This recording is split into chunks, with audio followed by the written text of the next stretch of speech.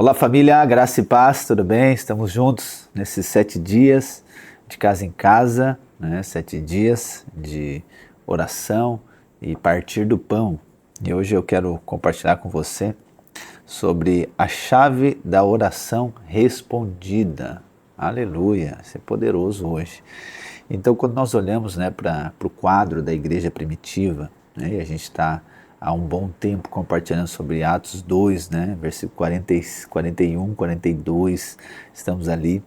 A gente vai ver que um dos segredos dessa igreja estava ligado com unidade e unanimidade. Mas aí vem a pergunta, qual que é a diferença entre unidade e unanimidade? E é isso que eu quero começar falando com você. A unidade, gente, ela é do Espírito. Então a unidade, ela faz com que nós nos tornamos um só corpo, ou seja, é um princípio do reino. Então, por conta da unidade é que nós, como membros, nos tornamos um só corpo. Então, a unidade ela não está relacionada com o aspecto sentimental, ela não está ligada com a alma, mas ela é do Espírito. Então, unidade está ligado à realidade espiritual da igreja do Senhor. Olha só o que Paulo diz em Efésios capítulo 4, versículo 4 ao 6. Há um somente corpo e um só Espírito, como também é uma só a esperança para a qual vocês foram chamados. Há um só Senhor, uma só fé, um só batismo, um só Deus e Pai de todos, o qual é sobre todos e age por meio de todos e está em todos. Então nesse texto nós percebemos que o que é unidade, ela é em seu fundamento, ela não depende em nada de nós. Por quê? Porque ela foi promovida pelo Espírito. Então isso, e é por conta disso que nós estamos vinculados. Então os nossos vínculos, como igreja, como membros do corpo, como família de Deus, não está ligado com a questão da afinidade, porque a afinidade está ligada com a alma, e sim pela unidade, que é uma questão espiritual. Olha só o que Paulo diz então agora, Efésios capítulo 4, versículo 1 ao 3, o início. Por isso eu, prisioneiro no Senhor, peço que vocês vivam de maneira digna da vocação a que foram chamados, com toda humildade e mansidão, com longanimidade, suportando uns aos outros em amor, fazendo tudo para preservar a unidade do Espírito no vínculo da paz. Então, é Deus quem promove, é o Espírito que promove a unidade. É Ele que nos conecta, mas o que compete a nós, então, em relação à unidade, é preservar a unidade. Ou seja, Deus nos inseriu numa unidade e a nossa parte, então, é preservar a unidade, ok? Não promover a unidade. Nós não conseguimos promover, porque é uma questão do Espírito. Ou seja, é o Espírito que nos traz a revelação da unidade do céu, a nossa unidade com Deus e a nossa unidade como família de Deus, como corpo de Cristo. Essa é a unidade. Agora, eu quero falar da unanimidade. O que é a unanimidade? Enquanto a unidade ela é subjetiva, por ser algo do Espírito, a unanimidade ela é objetiva. A unanimidade é então a expressão da unidade na prática, ou seja, é uma ação a partir do princípio. Então vamos lá, eu estou fundamentado na unidade, ou seja, o princípio é a unidade. A minha ação ela vai ser de unanimidade. Ok? Então é quando esse subjetivo, que é a unidade, se torna objetivo, que é a unanimidade. Então a unidade é o princípio do reino, enquanto a unanimidade é o estilo de vida da igreja. E por que é tão importante essa diferenciação? Para nós entendermos o estilo de vida, nós queremos o estilo de vida. Só que esse estilo de vida está fundamentado em princípios, e um desses princípios é a unidade. Então a unidade ela vai promover a unanimidade. Ou seja, porque senão a pessoa diz que ela está em unidade, ela tem uma unidade, mas a atitude dela não é de unanimidade, logo ela não está sob o princípio correto. Mas nós vamos aqui na unanimidade. Olha só o que diz Atos 2,46. Diariamente perseveravam unânimes no templo, partiam pão de casa em casa e tomavam as refeições com alegria e singeleza de coração. Veja que no texto a unanimidade, a palavra unânimes aqui, está ligado ao quê? A uma prática. Então mostra mais uma vez que é diferente da unidade. Entenda bem, eu não estou falando que são duas coisas distintas, uma coisa não tem nada a ver com a outra. Não, eu só estou conceituando elas, porque vai ser importante mais para o lugar que eu quero levar você aqui. Conceituando exatamente. Tá? Então, não são coisas distintas. Não, unidade não tem nada a ver com unanimidade. Não, na verdade é a sequência. Unidade é a base, o fundamento, e unanimidade é a ação, é a atitude. E aqui nós vemos que a igreja, então, ela estava unânime, ela vivia todos os dias, né, de maneira unânime, perseverava unânime, ok? Então isso está ligado que é uma questão prática. Então a unanimidade, preste atenção, e aqui agora é importante também você perceber isso, a unanimidade, ela é um resultado de uma alma, unidade do Espírito. A unanimidade é resultado de uma alma tratada pelo Espírito, ou seja, alguém que teve a mente renovada pela palavra de Deus e teve a sua vida transformada, ok? Por quê? Não é uma coisa tão simples por um lado, mas é profunda pelo outro. Por quê? Unidade é um espírito. Ok, tá bom, então agora a minha ação vai ser de unidade. Não, esse espírito, ele vai atuar em mim, ou seja, renovando a minha mente, transformando a minha mente. Porque quando nós vamos agora para o aspecto da unanimidade, né, a unidade já demonstra isso, já denota, né, que nós somos um, mas nós somos diferentes. Ok? Então não tem como ser unidade sozinho. Né? Nossa unidade está ligada com muitos e diferentes, é isso que o Espírito faz, é esse que é o sobrenatural, né? Então agora unanimidade está ligado não eu ser unânime comigo sozinho, não, unanimidade está ligado com outras pessoas. Só que para eu tenha ação de unanimidade, para que eu tenha essa prática, para que eu tenha esse estilo de vida, o que é necessário? É necessário a revelação da unidade como Espírito, para que a minha vida seja transformada e agora a minha ação ela seja unânime. Ok? Então a unanimidade, ela é o resultado, é a expressão na alma daquilo que foi revelado no Espírito, ok? E aí nós vamos ver aqui, eu achei o significado original da palavra unânimes, que está lá em Atos 2:46. A palavra em grego é homotumadon, né? A palavra bem legal, que o seu significado no original é o quê? É com uma mente, de comum acordo, com uma paixão. Então isso aqui ajuda-nos a entender as singularidades da comunidade cristã. Homotumadon é um composto de duas palavras que significam impedir e em uníssono.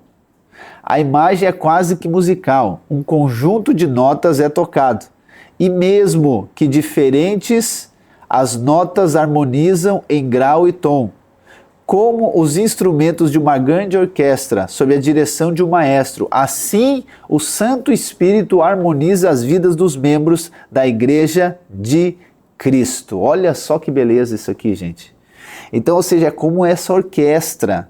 Só que aí como falei para você, é uma ação prática, mas a partir de uma mente renovada, que é a partir de um espírito, ok? Que foi revelado no coração, que teve a revelação. Então a mente renovada por conta da revelação. Você já me ouviu falar disso, né? Ou seja, a nossa mente precisa ser afetada pela revelação no Espírito.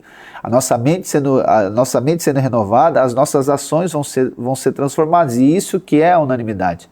Então eu recebi a revelação da unidade, a minha mente foi renovada e agora eu sou unânime. Ok? Eu sou unânime, ou seja, aí agora o Espírito Santo me guia, mas não guia a mim, ele nos guia juntos.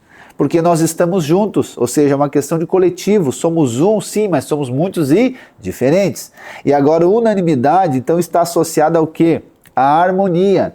A unanimidade está associada à concordância, mas não uma concordância promovida por uma pessoa.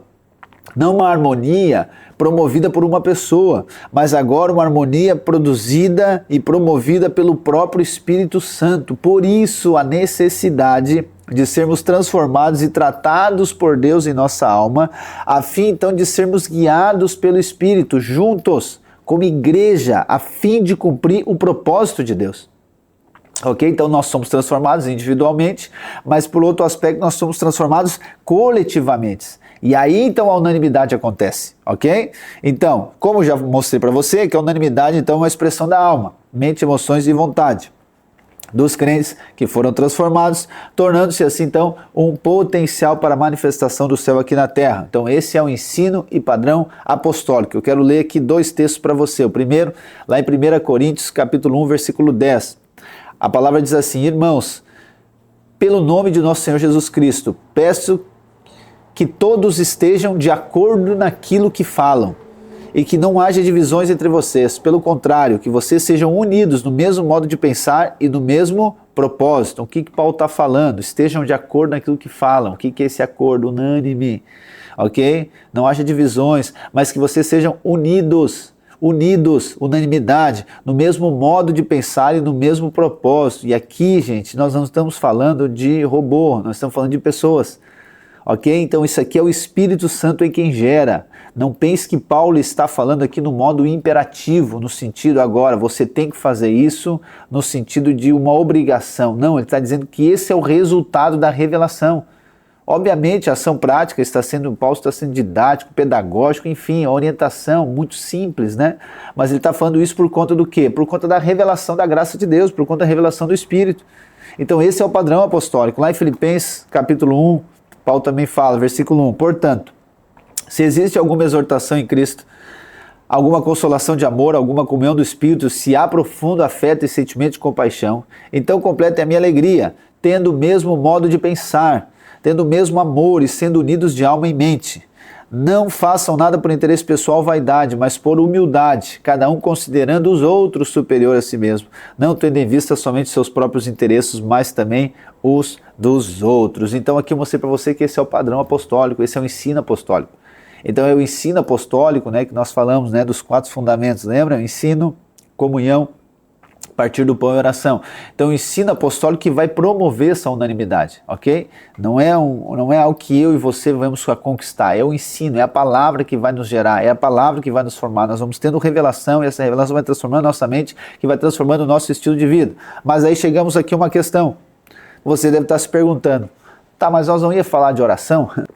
Estamos falando de unidade, unanimidade, aonde que está relacionado? Pois é, eu falei tudo isso até agora, para chegar até aqui e desvendar para você qual que é a chave da oração respondida. Acredito que você já percebeu que essa chave da oração respondida é a unanimidade.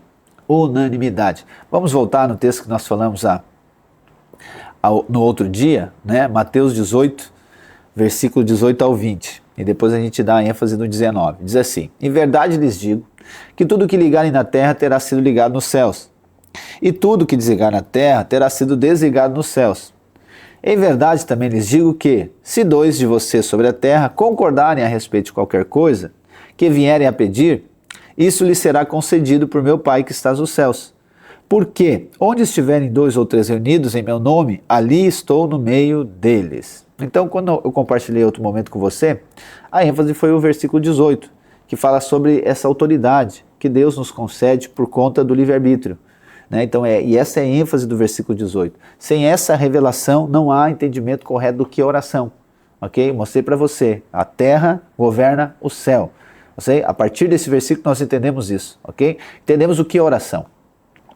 E agora, o versículo 19, que é esse chamado de complemento, que na verdade ele não é só necessário, como ele é fundamental para a oração ter resultado, para a oração ser respondida.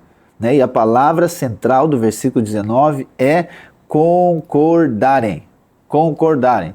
Então nós precisamos ter um entendimento correto dessa palavra e da atuação dela para determinar, e ela vai determinar a eficácia da nossa oração, ok? Então quando a maioria das pessoas elas leem esse versículo e aí então essa palavra, o que elas imaginam, né? Não vou falar de todas as suposições aqui, mas a principal delas é assim. Por quê? Porque eu pensei assim a primeira vez que eu li. Então quando eu leio eu acredito que, né? Ou seja, que a concordância é o seguinte, então eu com outra pessoa, outro irmão, eu vou combinar antes da oração. Cara, vamos orar por isso. Vamos orar para que não chova amanhã. Um exemplo aqui, bem aleatório para você. Vamos orar para que não chova amanhã. Tá bom. Então a gente vai lá e ora para que não vai chover. Não, amanhã não vai chover. Senhor, nós te pedimos que amanhã não vai chover. E aí então Deus vai fazer aquilo que a gente quer. Quer dizer para você que não é isso que é concordarem. Não é isso que é concordância aqui nessa palavra. Tá? Claro que, vamos lá, outra questão interessante que eu quero trazer para você. Não vou conseguir, e também não é a ideia, eu trazer aqui uma exposição exaustiva desse texto ou ainda do tema oração, mas é trazer fundamentos, ok? Os fundamentos apostólicos sobre oração, e esse é um dos principais, tá? Então, agora, eu preciso que você considere tudo aquilo que eu falei com você de unanimidade até aqui, sabendo que ele é o estilo de vida, sabendo que ele é o resultado de um processo que acontece, ok? Então, ou seja, são irmãos que são tratados por Deus, que vivem em harmonia entre si e pelo Espírito e são conduzidos agora a declarar a vontade de Deus aqui na terra. Então, quando a palavra aqui ela é concordarem, ela está ligada com unanimidade. Tudo que eu falei para você de unanimidade está aqui nessa palavra agora. Entende? Então não é aquela questão de só ajustar aqui o que eu vou orar, o que nós vamos orar, ou ainda nós colocarmos alvos, e isso é importante, os alvos, mas não é simplesmente uma questão minha, não, é uma questão de um processo todo que aconteceu, de perceber de Deus, de perceber junto o propósito de Deus para aquele tempo, para aquele lugar. Então a unanimidade, ela é o aspecto fundamental para a oração ser respondida, ela é na verdade a chave para a oração ser respondida. Então considere aqui uma ilustração que eu vou trazer para você. Então considere que nós somos músicos diferentes, com instrumentos diferentes, mas estamos na mesma orquestra. E sob a direção do mesmo maestro, que é o Espírito Santo. Isso é unanimidade. Então não é agora eu decidindo que música eu vou tocar. Não é outro músico decidindo que música ele vai tocar. Não é nós decidindo e dizendo para o maestro o que vai ser feito. Não, o próprio maestro, né, ele define qual que é a música que vai ser tocada e nós agora percebemos isso, né, e nós agora em concordância, guiados pelo maestro, nós vamos lá e tocamos essa canção. Isso que é unanimidade, isso que é concordância em oração. É isso que o texto está dizendo. Se dois de vocês sobre a terra concordarem. Eu sei que diz aqui em respeito de qualquer coisa, parece que não é qualquer coisa, vamos orar para não, qualquer coisa que for da vontade de Deus, gente. Tá entendendo? Deus nunca vai contra aquilo que ele falou. Então, se tiver unanimidade nisso aqui, se tiver concordância, se tiver harmonia, então para isso eu preciso ser alguém tratado por Deus. Eu preciso ser alguém sensível ao Espírito para perceber a vontade de Deus, só que isso aqui não é sozinho, essa aqui é a beleza da igreja, isso aqui não é sozinho, isolado, isso aqui é junto com o outro. E nós juntos, em unanimidade, vamos fazer o quê? Vamos concordar, nós vamos declarar para que a vontade de Deus que está no céu aconteça aqui na terra. Por isso que a unanimidade é a chave da oração. E eu ouso dizer para você que sem unanimidade não há movimento do céu na terra, não há. Sem unanimidade nós podemos orar por horas, por dias, meses e anos e nada vai acontecer. Por quê? Porque não há concordância. Ou seja, né, traga de volta aqui essa ilustração da orquestra. A orquestra está toda bagunçada. A orquestra ela não está se encontrando, entendeu? Ela está desconectada, não sabe a música que vai tocar, não é guiado pelo maestro, nada acontece. Obviamente não há concordância, você acha que vai ter resultado? É por isso que muitas pessoas são frustradas, e isso aqui, gente, vale para a nossa concordância com Deus, isso aqui vale para essa unanimidade e concordância em relação ao casamento, em relação à casa, em relação à igreja, tudo. Essa é a chave da oração. Essa é a chave da oração respondida, ok? Talvez até hoje você vive frustrado porque a sua oração não é respondida. É porque ainda não acessou a concordância, ainda não acessou a unanimidade. Então por isso que nós temos que o quê? A partir da revelação da unidade, permitir que Deus transforme a nossa vida, a ponto de nos tornar unânimes. E a partir disso aplicarmos essa unanimidade em oração, ou seja, em concordância. Pois o que o texto está dizendo? O texto está dizendo que se nós chegarmos nesse lugar de concordância, se nós chegarmos nesse lugar de unanimidade, o que vai acontecer? Nós podemos pedir qualquer coisa que é da vontade de Deus, que vai acontecer. Ok? Então é uma garantia. A nossa parte então é entrar nesse lugar de unanimidade, porque Deus está garantindo que vai fazer. Logo, não é só nós pedirmos algo junto, não é só combinarmos algo junto, não, mas pedirmos em unanimidade, ou seja, no mesmo pensar, no mesmo falar, no mesmo propósito, para que aí sim a gente vai ver, vai vivenciar, né, o céu manifestando aqui na terra.